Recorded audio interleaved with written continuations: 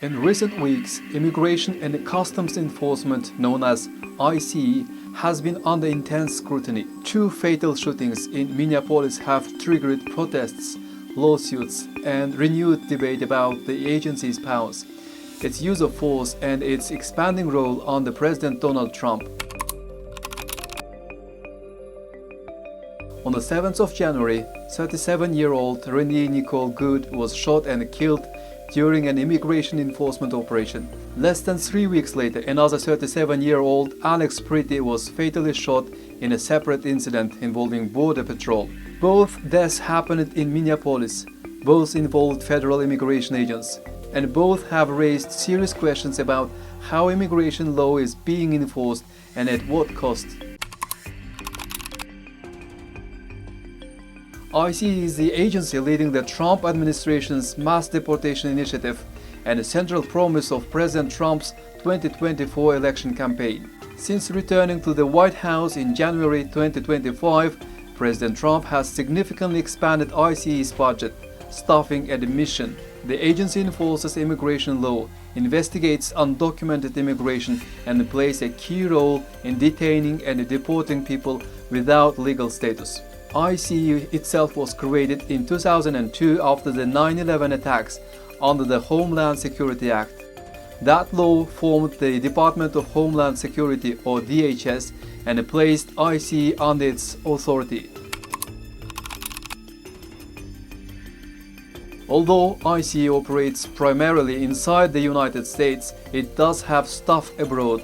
In recent weeks, hundreds of ICE agents, alongside other federal officers, were deployed to cities including Los Angeles, Chicago, and Minneapolis.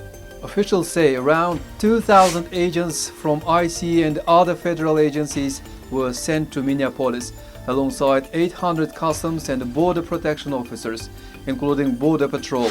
Some of those agents have since left.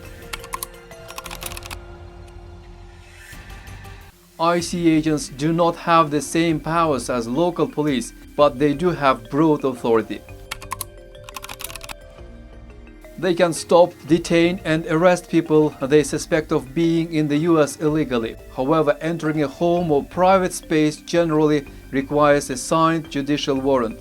ICE agents can detain US citizens in limited situations, such as interfering with an arrest or assaulting an officer. But investigations have shown that US citizens have still been wrongly detained. The most controversial question is when and how ICE agents can use force.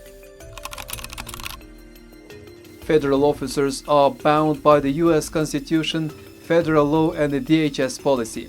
According to legal experts, deadly force can only be used if a person poses a serious danger or has committed a violent crime. A DHS policy memo says deadly force is permitted only when an officer reasonably believes there is an imminent threat of death or serious injury. Courts have historically given officers wide latitude when judging split-second decisions, even when those decisions later prove controversial. In the case of Renee Nicole Good, ICE says an agent acted in self-defense while she was behind the wheel of her car. Local officials dispute that claim, saying she posed no danger.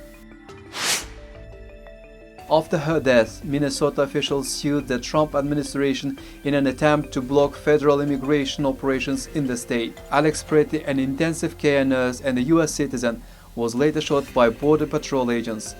Federal officials initially said he was brandishing a gun. Local authorities disagreed, saying the weapon was legally registered and had been removed before he was shot.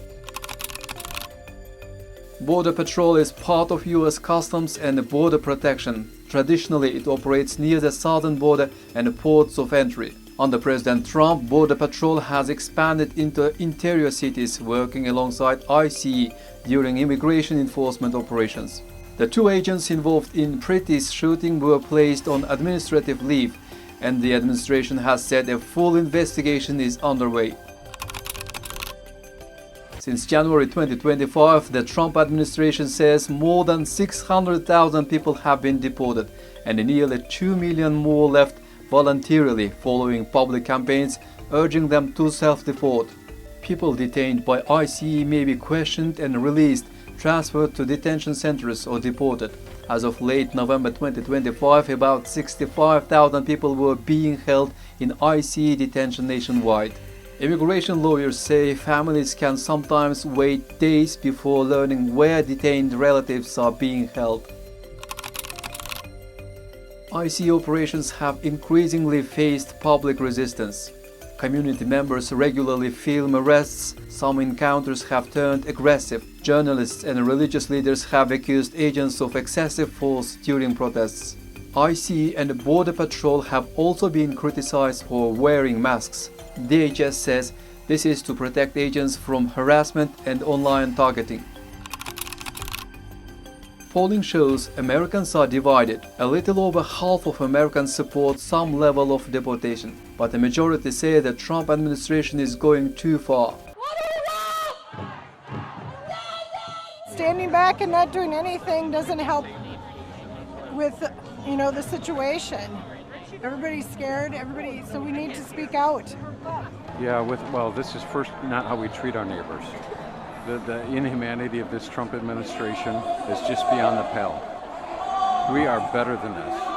After the Minneapolis shootings, opposition appears to have grown, with many Americans saying ICE is being too aggressive. The debate over ICE isn't just about immigration. It is about federal power, accountability, and the use of force inside American cities. As investigations continue, the Minneapolis shootings have become a flashpoint in a much larger national conversation, one that shows no sign of slowing down.